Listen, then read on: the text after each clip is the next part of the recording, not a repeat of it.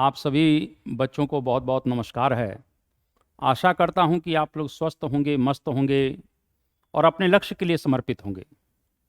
आज मैं बहुत ही इम्पोर्टेंट टॉपिक के साथ आप लोगों के साथ जुड़ रहा हूं। आप मेरे स्क्रीन पर देख सकते हैं, लिखा हुआ है डलहौजी की हड़प नीति। हिंदुस्तान में जितने भी गवर्नर जनरल आते हैं, वो गवर्नर जनरल अपनी कोई ना कोई पॉलिसी के साथ आते हैं, और जितने भी गवर्नर या गवर्नर जनरल नियुक्त किए गए, उनका मूल उद्देश्य ही था हिंदुस्तान का आर्थिक शोषण करना। क्योंकि अंग्रेज जब हिंदुस्तान में आते हैं तो दो लक्ष्य लेकर आए। पहला लक्ष्य क्या है? देखिए, उपनिवेशवादी व्यवस्था की बात करें, जिसे हम कॉलोनियल सिस्टम भी कहते हैं, उसका मूल उद्देश्य होता था कि कहीं ना कहीं जो उपनिवेश स्थापित होंगे वो एक तरह से मात्र देश के लिए कार्य करेंगे। यानी जो एक प्रकार से भारत जैसे उपनिवेश में आने के पीछे मूल उद्देश्य यह है कि भारत के संसाधनों को लूटकर एक तरह से इंग्लैंड को मजबूत बनाना। दूसरा लक्ष्य भी कहीं ना कहीं है, वो धर्म से रिलेटेड है कि ईसाई धर्म का प्रचार प्रसार करना भी है। तो जितने भी गवर्नर जनरल आ रहे हैं, चाहे वो हिंदुस्तान में किसी भी तरह से आ रहे हों, साम्राज्य विस्तार करने के पीछे उद्देश्य ये नहीं था कि वो यहां पर स्टेबल होना चाहते हैं। साम्राज्य विस्तार करने का मूल उद्देश्य ये था कि वो यहां के ज्यादा से ज्यादा संसाधनों पर कब्जा करके अपने देश को कहीं ना कहीं मजबूत करना चाहते थे। हिंदुस्तान में डलहौजी जब आएगा तो वो भी एक साम्राज्यवादी नेचर का व्यक्ति है। जैसा कि वेलेजली के विषय में मैं पढ़ा चुका हूं, उसकी सब्सिडियरी अलायंस आपने देखा होगा, सहायक संधि। इसी प्रकार से जब डलहौजी हिंदुस्तान में आता है, तो डलहौजी जब हिंदुस्तान में आएगा तो आपको बताना चाहता हूं कि यहां पर थोड़ी सी चीजों को अगर लेकर बात करें, लॉर्ड डलहौजी की बात अगर करते हैं, तो लॉर्ड डलहौजी जब हिंदुस्तान में आता है तो वो भी एक साम्राज्य विस्तार की पॉलिसी लेकर आया। और उस साम्राज्य विस्तार की जब पॉलिसी लेकर आता है तो कहीं ना कहीं कई जो है आधार बनाएगा। उसने युद्ध के द्वारा भी साम्राज्य विस्तार किया। मैंने अभी कहा, साम्राज्य विस्तार करने का मूल उद्देश्य कि क्षेत्र ज्यादा से ज्यादा प्राप्त होंगे तो वहां का कहीं ना कहीं संसाधन कहीं ना कहीं अंग्रेजों को मिलेंगे, वहां के जो है मार्केट कहीं ना कहीं अंग्रेजों को मिलेगा, रॉ मटेरियल भी मिलेगा और मार्केट भी मिलेगा। तो युद्ध के द्वारा वो साम्राज्य विस्तार करना चाहता है। जैसा कि हम जानते हैं कि इसके शासनकाल में दो युद्ध भी हो रहे हैं। पहला युद्ध जो हो रहा है, आप ध्यान रखिएगा, 1849 में इसने क्या किया कि इस प्रकार से देखें तो द्वितीय आंग्ल सिख युद्ध हो रहा है, और द्वितीय आंग्ल सिख युद्ध जब होता है तो इसके द्वारा इसने पंजाब को जीतकर अंग्रेजी साम्राज्य में मिला लिया, पंजाब का विलय। दूसरा युद्ध इसी के समय में 1852 में जो हो रहा है वो सेकंड एंग्लो वॉर होगा। सेकंड एंग्लो वॉर यानी आंग्ल बर्मा युद्ध। और जब सेकंड आंग्ल बर्मा युद्ध हो रहा है तो इसमें भी आप देख रहे हैं कि लोअर बर्मा, जिसको हम पेगू कहते हैं, यानी दक्षिणी बर्मा के ऊपर इसने कब्जा कर लिया। तो साम्राज्य विस्तार का आधार वो युद्ध के माध्यम से भी कर रहा है, ये सबसे बड़ी बात है। अगर दूसरी बात अगर करते हैं तो पद और पेंशनों को समाप्त भी कर रहा है, यह भी बहुत इंपॉर्टेंट बात है। जैसे कर्नाटक के नवाब का पद उसने समाप्त कर दिया। तंजौर के राजा की मृत्यु हो जाती है तो कहीं ना कहीं उनके राजा का पद समाप्त कर देता है। इसी प्रकार से नाना साहब की पेंशन को समाप्त कर देता है। तो दूसरा जो आधार है वो हम कह सकते हैं कि पद व पेंशन को समाप्त करता है। तो पद और पेंशन को समाप्त करके भी उसने कहीं ना कहीं साम्राज्य विस्तार किया। चाहे हम कर्नाटक के नवाब की बात कर सकते हैं, कर्नाटक के नवाब का मामला हो, चाहे तंजौर के राजा का मामला हो। मेरा आज कहीं ना कहीं मूल उद्देश्य है डॉक्ट्रिन ऑफ लैप्स पढ़ाना।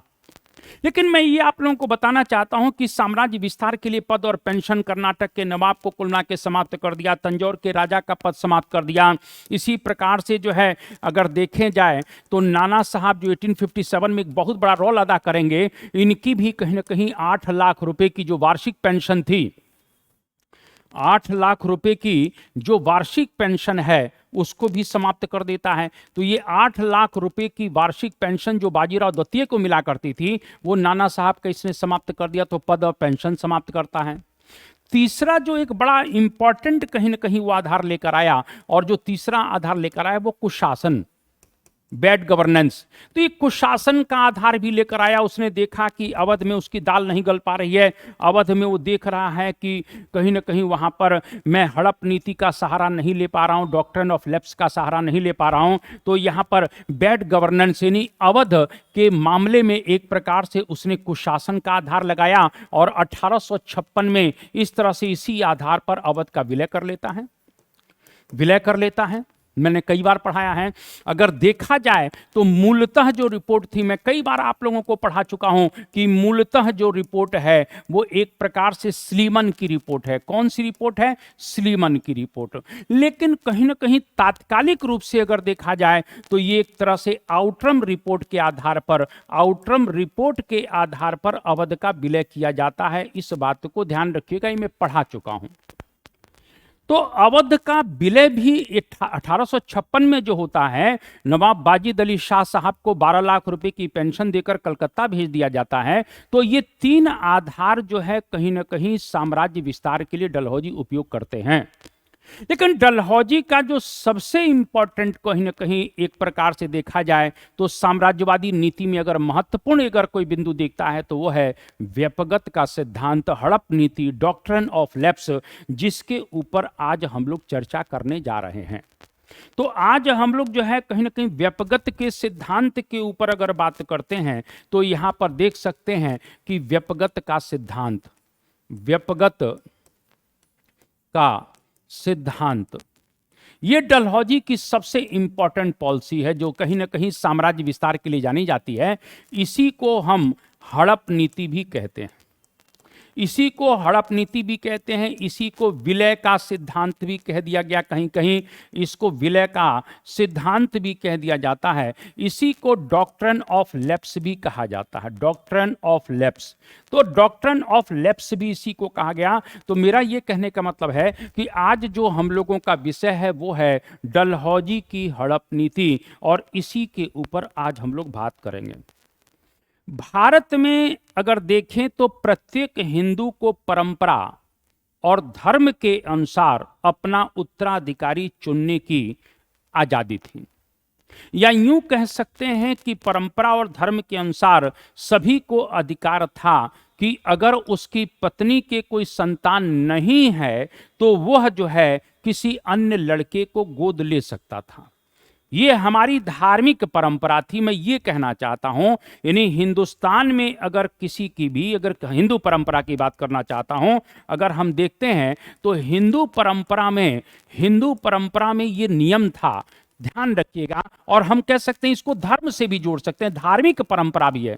यानी धर्म भी इसकी अनुमति देता है कि अगर किसी के संतान नहीं है, किसी व्यक्ति की संतान नहीं है, इस बात को थोड़ा सा ध्यान रखिएगा, नहीं है तो वह किसी अन्य लड़के को गोद ले सकता था।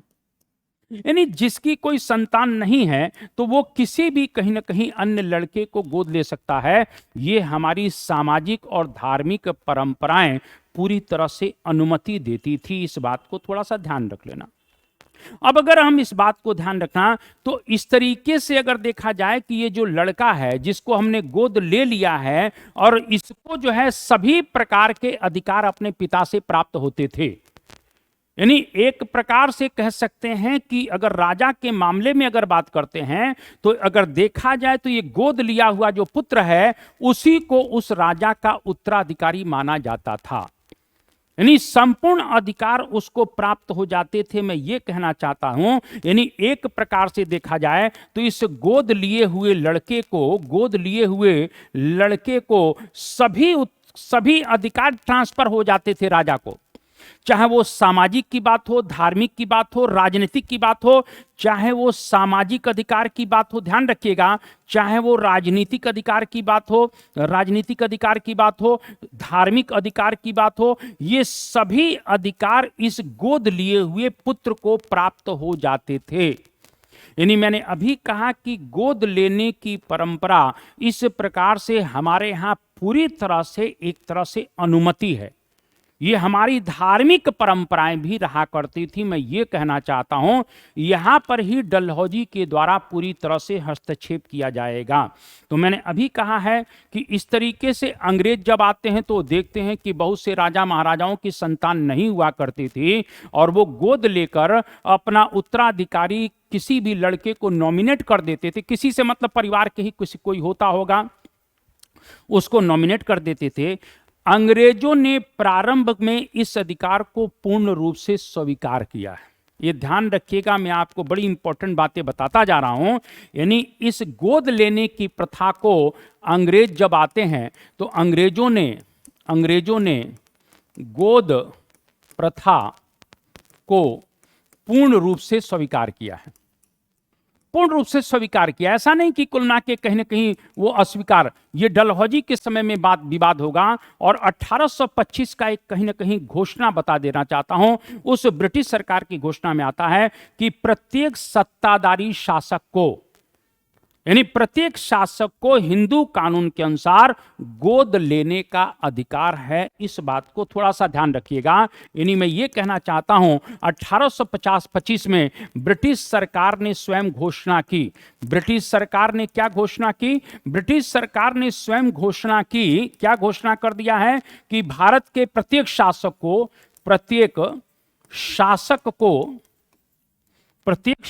को गोद लेने का अधिकार है।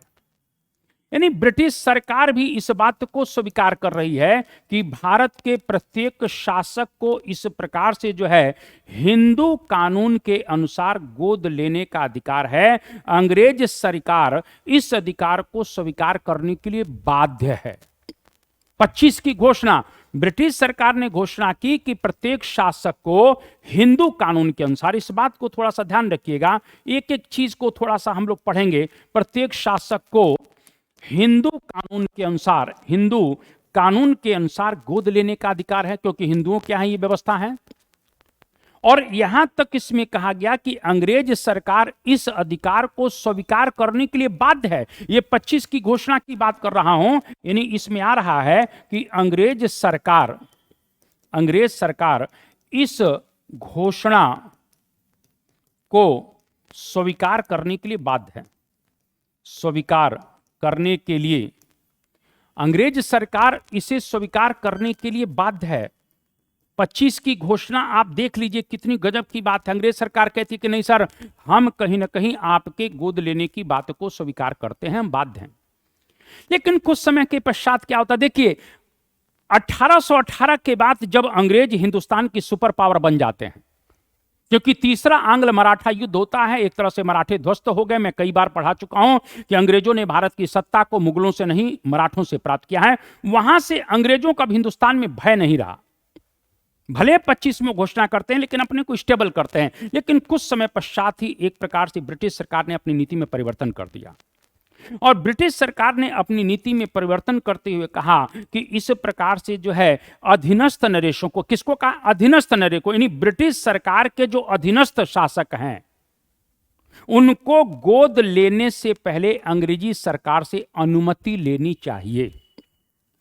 यानी इस घोषणा के कुछ समय पश्चात ही ब्रिटिश सरकार की एक घोषणा आती है। कुछ समय पश्चात ही ब्रिटिश सरकार की एक घोषणा आई कि जो अंग्रेजों के अधीनस्थ शासक हैं, अधीनस्थ शासक का मतलब क्या है? जिनके ऊपर अंग्रेजों का नियंत्रण है, इन अधीनस्थ शासकों को गोद लेने से पहले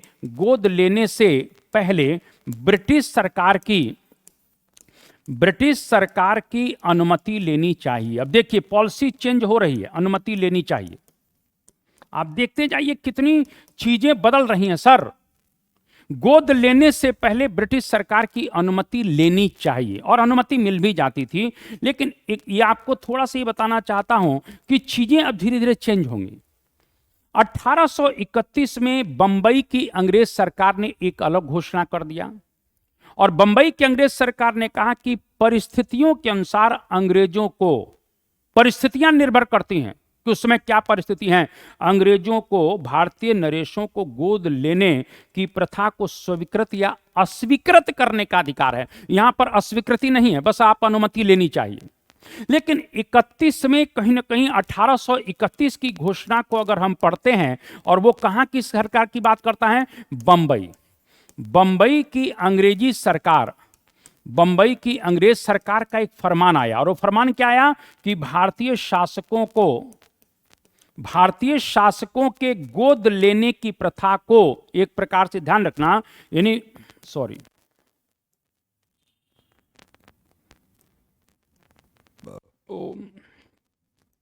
अंग्रेजों को भारतीय शासकों की गोद लेने के अधिकार को स्वीकृत या अस्वीकृत करने का अधिकार है। अब देखिए यहां पर कहीं ना कहीं अस्वीकृत शब्द आ गया, करने का अधिकार है। या आप थोड़ा सा सर समझिए कि अंग्रेज धीरे धीरे हिंदुस्तान को किस तरह से, एकदम थोड़ी आ रहे हैं कि अंग्रेज जो है 1757 में प्लासी, बक्सर, 64 में लड़ गया और तत्काल कब्जा कर लिया। नहीं सर, कम से कम 100 वर्षों तक उन्होंने वेट किया है, यानी कई जनरेशन निकल गई, तब जाकर अंग्रेजों ने हिंदुस्तान के स्वाद को चखा है। आप इस बात को ध्यान रखिए, एकदम थोड़ी कुछ हो जा रहा है। हम लोग तैयारी करते हैं, लगता है कि नहीं सर एकदम जो है हो जाना चाहिए। कैसे हो जाएगा सर? 1757 में प्लासी लड़ा जा रहा है, 1857 में कहीं न कहीं क्रांति हो रही है। इन 100 वर्षों में अंग्रेजों ने कहीं ना कहीं अपने को पूरी तरह से स्टेबल किया, तब हिंदुस्तान का कहीं ना कहीं स्वाद चखा है। पेशेंस, कई पीढ़ियां निकल गई सर, तब हिंदुस्तान का कहीं न कहीं एक प्रकार से जो है संसाधनों पर अंग्रेजों का कब्जा हो सका। धैर्य, समझ गए? तैयारी में भी थोड़ा सा पेशेंस रखिए सर, धैर्य रखिए, तभी जाकर कामयाबी मिलेगी।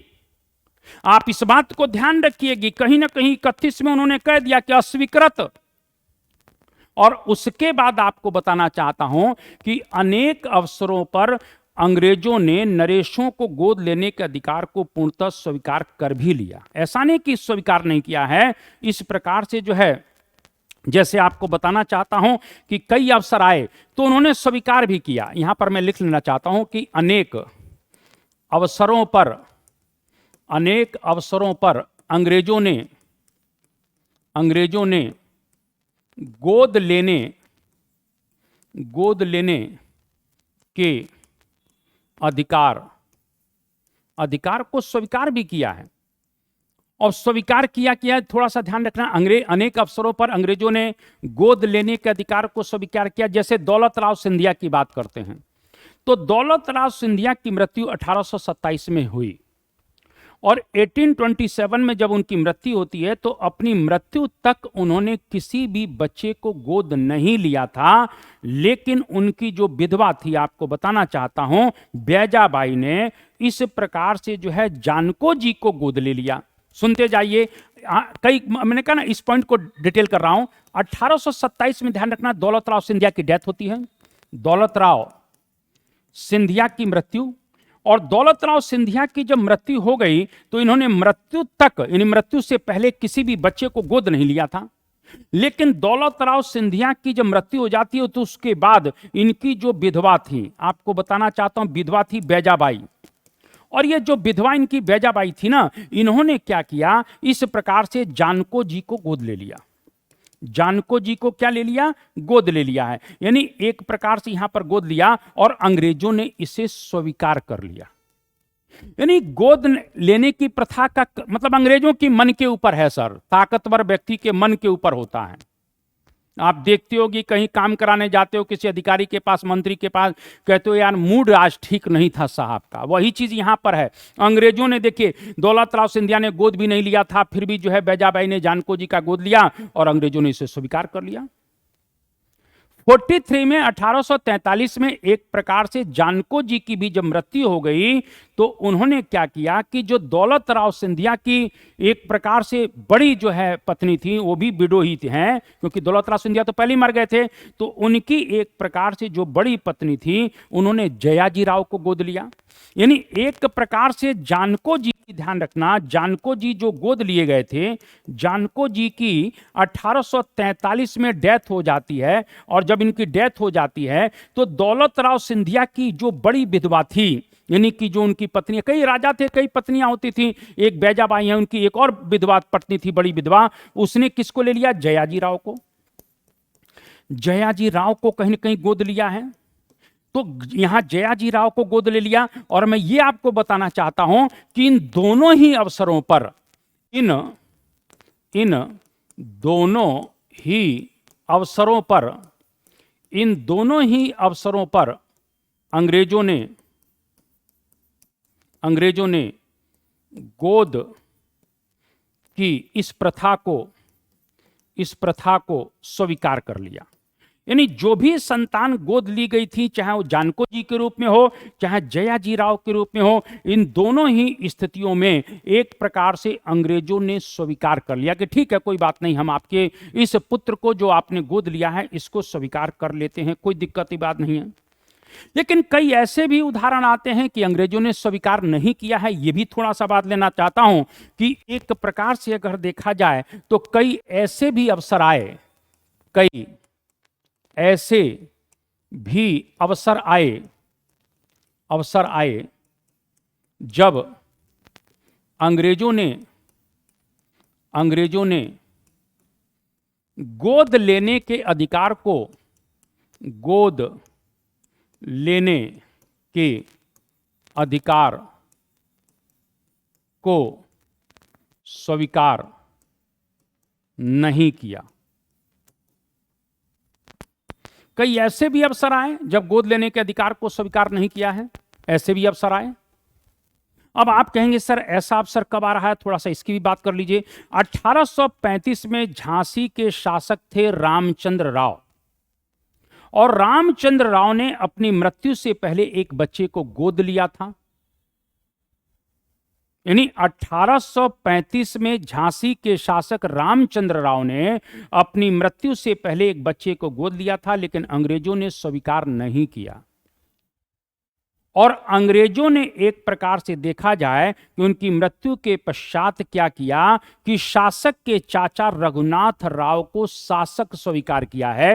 यानी हम यहां पर बात कर सकते हैं कि 1845 की बात करते हैं तो झांसी के शासक रामचंद्र राव की बात करें तो यहां पर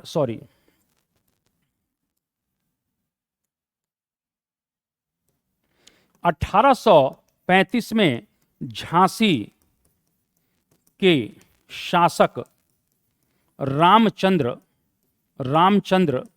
राव की मृत्यु हो जाती है। अब जहां रामचंद्र राव की जब मृत्यु हो गई तो इन्होंने एक बच्चा गोद ले लिया था, यानी अपने गोद ले लिया है। यानी इन्होंने मृत्यु से पहले ही रामचंद्र राव ने एक बच्चे को गोद ले लिया, लेकिन अंग्रेजों ने यहां पर अस्वीकार कर दिया है। इस बात को थोड़ा सा ध्यान रख लेना, अंग्रेजों ने यहां पर गोद लिए हुए बच्चे को अस्वीकार कर दिया। उन्होंने कहा ना, हम एक्सेप्ट नहीं करेंगे। और अंग्रेजों ने यहां पर क्या किया, अपनी तरफ से इस रामचंद्र राव के चाचा रघुनाथ राव को शासक स्वीकार किया, शासक स्वीकार कर लिया। इस बात को ध्यान रखना, 1835 की बात मैं कर रहा हूं। यानी झांसी के शासक रामचंद्र राव की मृत्यु हो जाती है। मृत्यु से पहले उन्होंने किसी बच्चे को गोद लिया था, अंग्रेजों ने उसको एक्सेप्ट नहीं किया, उनकी डेथ हो जाती है। और मृत्यु के पश्चात इस रामचंद्र राव के चाचा रघुनाथ राव को अंग्रेजों ने शासक स्वीकार किया है। यानी इस मामले में अंग्रेजों ने एक प्रकार से कहीं ना कहीं गोद लेने की प्रथा को अस्वीकार कर दिया। यह बहुत इंपॉर्टेंट बात है। तो यहां पर मैं आपको बताना चाहता हूं कि इस तरीके की जो है कि गोद लेने की प्रथा जो थी वो अंग्रेजों के विवेक पर निर्भर करती थी कि उस किसको देंगे किसको नहीं देंगे। लेकिन यहां पर थोड़ी सी बात को ध्यान रख लेना कि अभी तक आप ये नहीं सुन रहे होंगे कि अंग्रेजों ने एक प्रकार से किसी साम्राज्य का विलय कर लिया हो गोद लेने के आधार पर। तो इस प्रकार से थोड़ा सा हम बात करते हैं कि यहां पर यहां पर अभी तक क्या था? अभी तक हमने देखा, अभी तक यह परंपरा थी कि अंग्रेजों के गोद लेने या ना लेने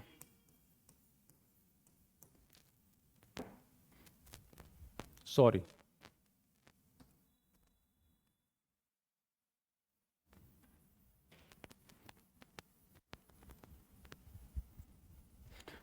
अभी तक ये परंपरा थी कि कहीं ना कहीं शासक को बदल दिया जाता था, मैं ये कहना चाहता हूं। लेकिन अब क्या हो रहा है, उसके स्थान पर थोड़ी सी बात करते हैं।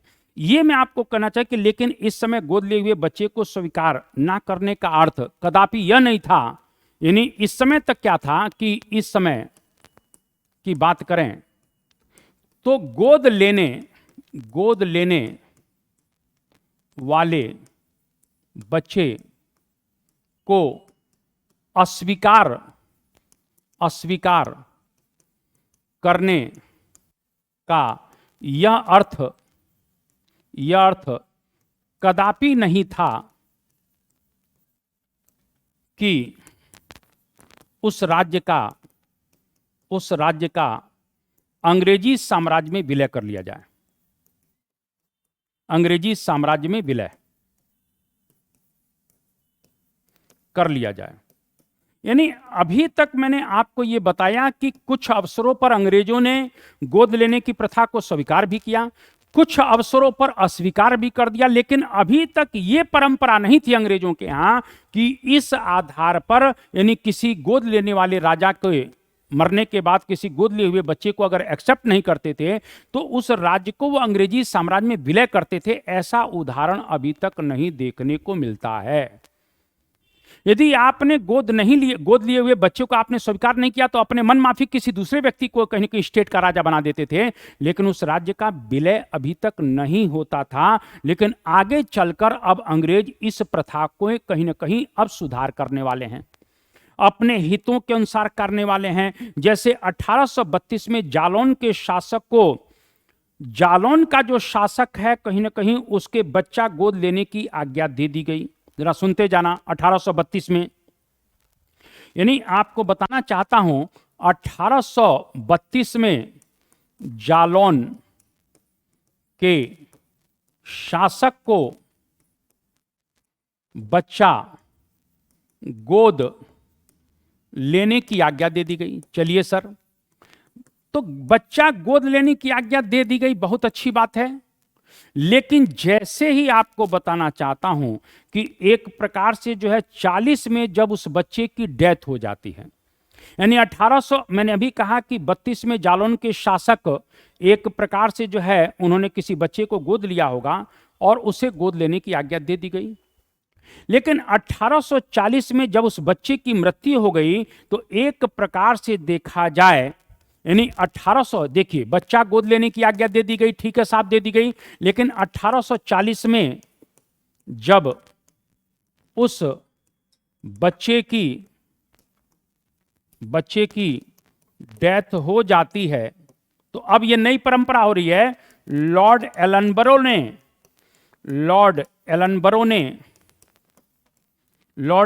ने जालौन को अंग्रेजी साम्राज्य में विलय कर लिया। अब ये धीरे धीरे क्या कर रहे हैं कि एक प्रकार से डलहौजी से पहले भी विलय हो रहा है, यानी एक प्रकार से जालौन के शासक को गोद लेने की आज्ञा दे दी गई, ठीक है सर 32 में, 40 में वो बच्चा भी मर गया। तब लॉर्ड एलनबरो ने इस तरह से जालौन को अंग्रेजी साम्राज्य में मिला लिया। मैं ये कहना चाहता हूं 1822 में कोलाबा के शासक की भी कहीं ना कहीं इस बात को थोड़ा सा ध्यान रखिएगा कि एक प्रकार से कोलाबा के शासक से एक संधि की गई और उसने अंग्रेजों की सर्वोच्चता को स्वीकार कर लिया।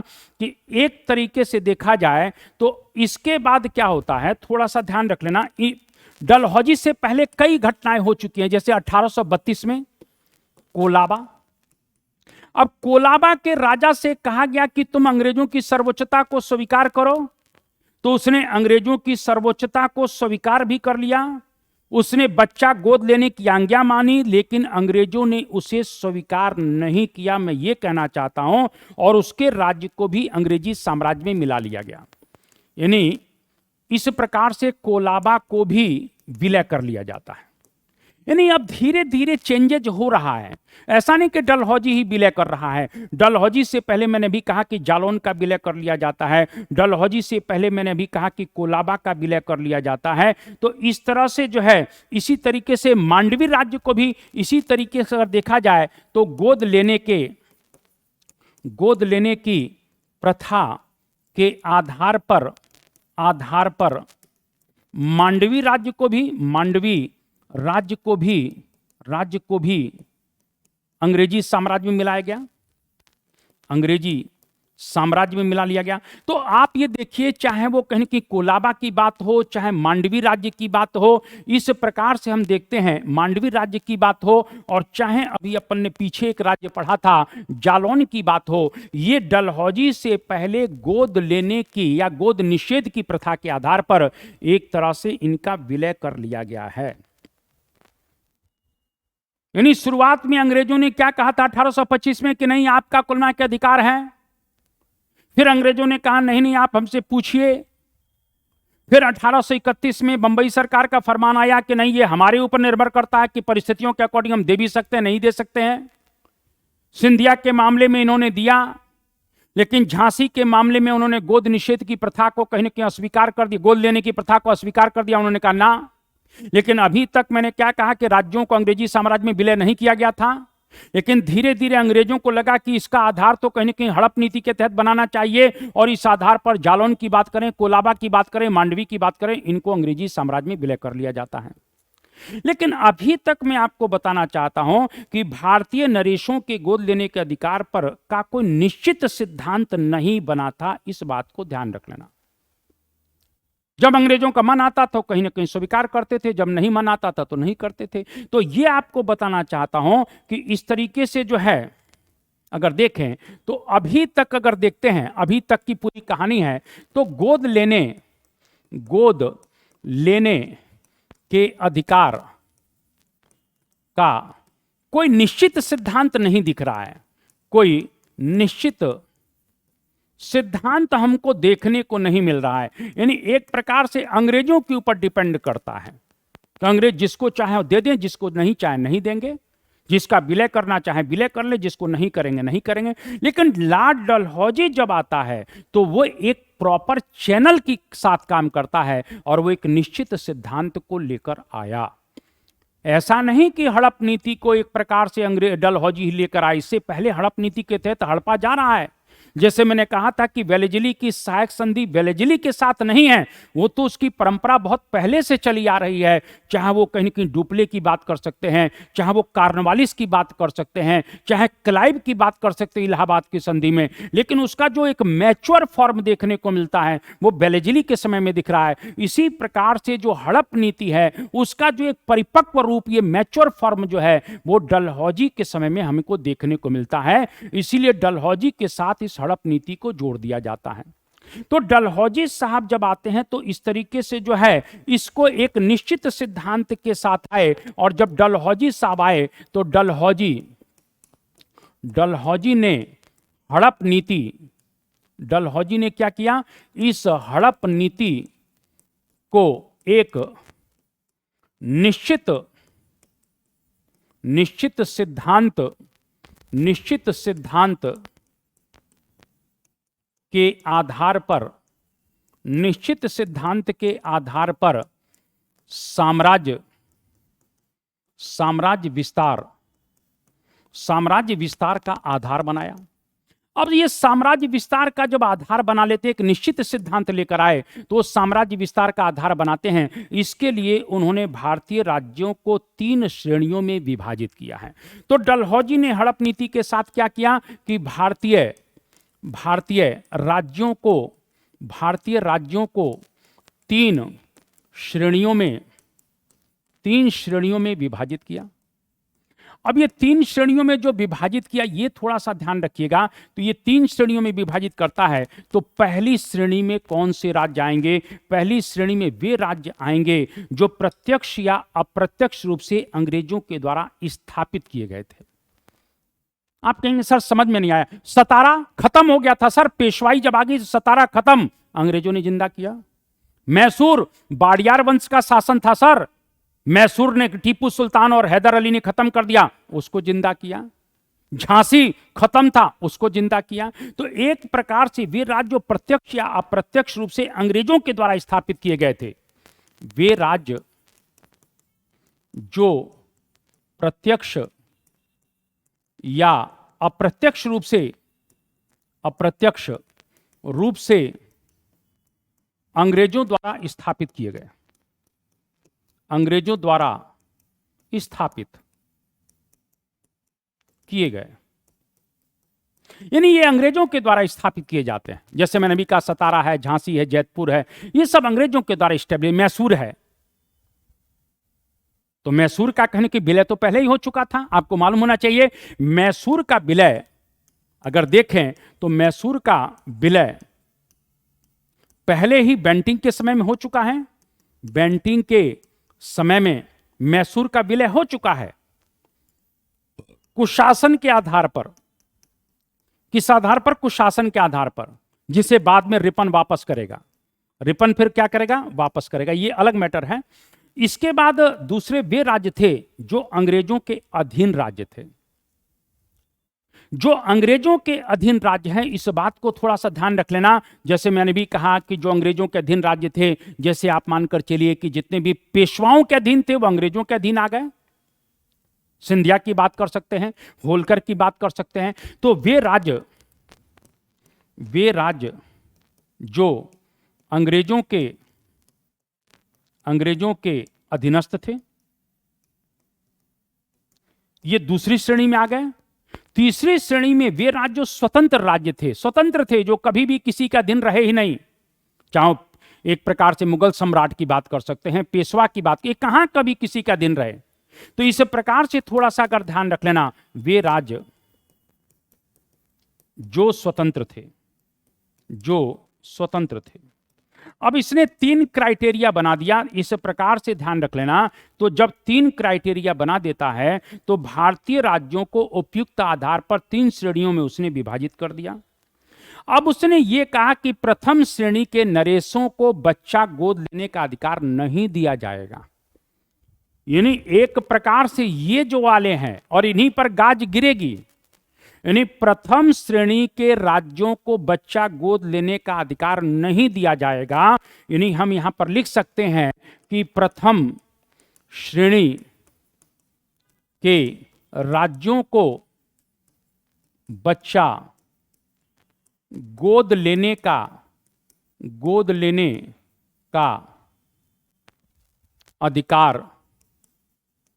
अधिकार नहीं दिया जाएगा। ठीक है सर। अब द्वितीय श्रेणी वाली बात कर लेते। प्रथम श्रेणी की बात हो गई कि भाई इनको ऊपर वालों को, क्योंकि उनको जिंदा किया है अंग्रेजों ने, बिल्कुल सही बात है। लेकिन द्वितीय श्रेणी के नरेशों के लिए क्या फरमान है? द्वितीय श्रेणी के नरेशों के लिए कहा गया कि बच्चा गोद लेने से पहले उन्हें अंग्रेजों की स्वीकृति लेना आवश्यक है। जो द्वितीय श्रेणी के कहीं ना कहीं नरेश थे, उनको बच्चा गोद लेने से पहले अंग्रेजों की स्वीकृति लें। अंग्रेज उसे अस्वीकार भी कर सकते थे। यानी एक प्रकार से देखा जाए तो द्वितीय श्रेणी के जो राज्य थे, राज्य शासकों से कहा गया कि वे बच्चा गोद लेने से पहले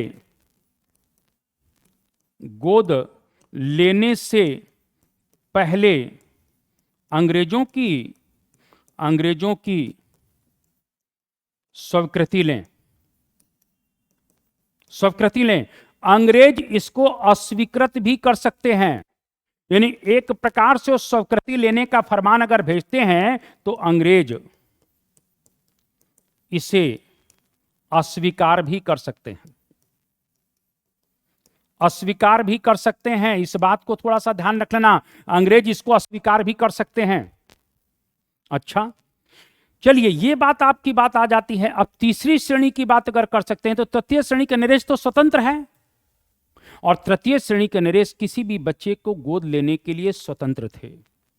मुगल सम्राट को कोई थोड़ी कह पाएगा सर। तो इस प्रकार से अगर देखते हैं तो जो तृतीय श्रेणी के थे, तृतीय श्रेणी वाले जो थे, वो गोद लेने के मामले में, गोद लेने के मामले में स्वतंत्र है। यानी मैं ये कहना चाहता हूं कि इस प्रकार से जब डलहौजी आता है तो एक प्रॉपर कहीं ना कहीं प्लानिंग के साथ इसने गोद लेने या हड़प नीति के द्वारा भारत में अंग्रेजी साम्राज्य का विस्तार किया।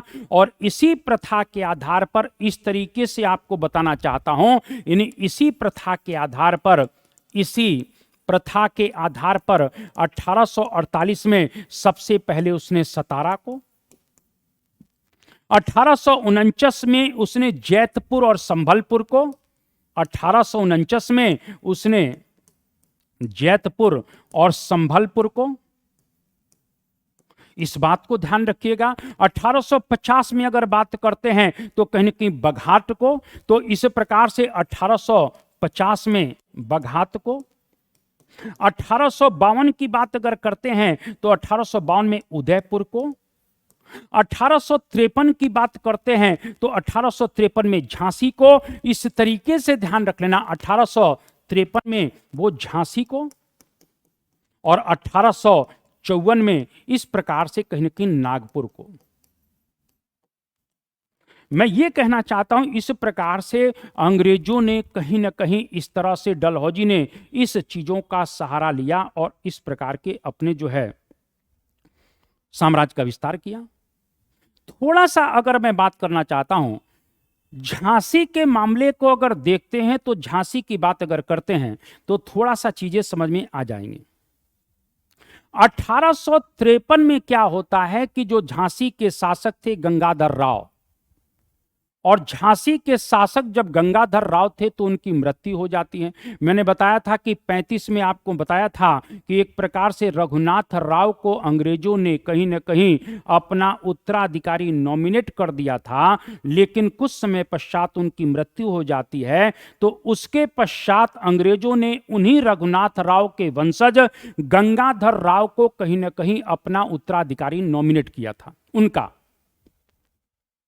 मैंने अभी झांसी के मामले में बताया कि रघुनाथ राव को अंग्रेजों ने एक प्रकार से कहीं शासक स्वीकार किया था, कुछ समय बाद उनकी मृत्यु हो जाती है। तो उन्हीं का एक वंशज है गंगाधर राव, गंगाधर राव को कहीं ना कहीं झांसी का शासक स्वीकार किया जाता है। लेकिन 1853 में जब गंगाधर राव की भी मृत्यु हो जाती है, और जब गंगाधर राव की मृत्यु हो गई तो अंग्रेजों ने बच्चा गोद लेने की कहीं ना कहीं अनुमति नहीं दी।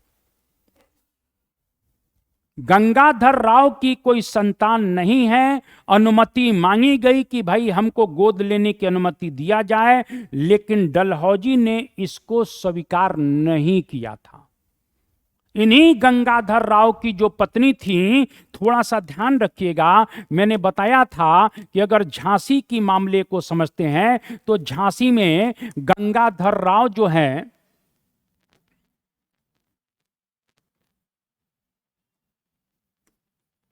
गंगाधर ये जो राव हैं, ये शासक हैं, इनकी 1853 में मृत्यु हो जाती है। और जब इनकी मृत्यु हो जाती है तो इनकी पत्नी जो हैं, जिनको मणिकर्णिका भी कहा जाता है, मणिकर्णिका भी कहते हैं, इनको कहीं न कहीं मनु भी कहा जाता है, इनको रानी लक्ष्मीबाई भी कहा जाता है, इनको छबीली भी कहा जाता है, इनको कहीं न कहीं महल परी भी कहीं कह दिया जाता है, महक परी नहीं, महल परी। इस प्रकार से इन्होंने एक डलहौजी के पास पत्र भेजकर अनुमति मांगी है कि मुझे गोद लेने की प्रथा के तहत गोद लेने का अधिकार दिया जाए। लेकिन आपको बताना चाहता हूं, डलहौजी ने इस प्रकार से इस अधिकार को अस्वीकार कर दिया, और एक प्रकार से हम कह सकते हैं कि कहीं ना कहीं झांसी का विलय कर लिया।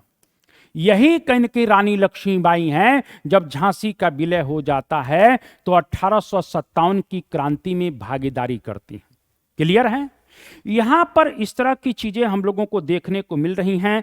यहां पर आपको बताना चाहता हूं कि इस प्रकार से लॉर्ड डलहौजी ने बहुत से राज्यों को इस आधार पर हड़पा है। यहां एक बात आपको बताना चाहता हूं, लॉर्ड डलहौजी ने इस प्रकार से अगर बात करते हैं, डलहौजी ने करौली स्टेट को भी, राजस्थान का एक स्टेट था करौली राज्य को भी हड़पने का प्रयास किया, लेकिन कोर्ट ऑफ डायरेक्टर्स ने अनुमति नहीं दिया है। तो कोर्ट ऑफ डायरेक्टर्स ने अनुमति नहीं दिया था, इस बात को थोड़ा सा ध्यान रखिएगा। तो कोर्ट ऑफ डायरेक्टर्स इसकी अनुमति नहीं देता है। इसी प्रकार से लॉर्ड कैनिंग के शासनकाल की अगर बात करते हैं तो यहां पर दो राज्यों की बात करते हैं। लॉर्ड कैनिंग के शासनकाल में इस प्रकार से बघात और प्लस उदयपुर, इनके भी राजाओं को इनका राज्य वापस कर दिया गया। क्यों कर दिया गया?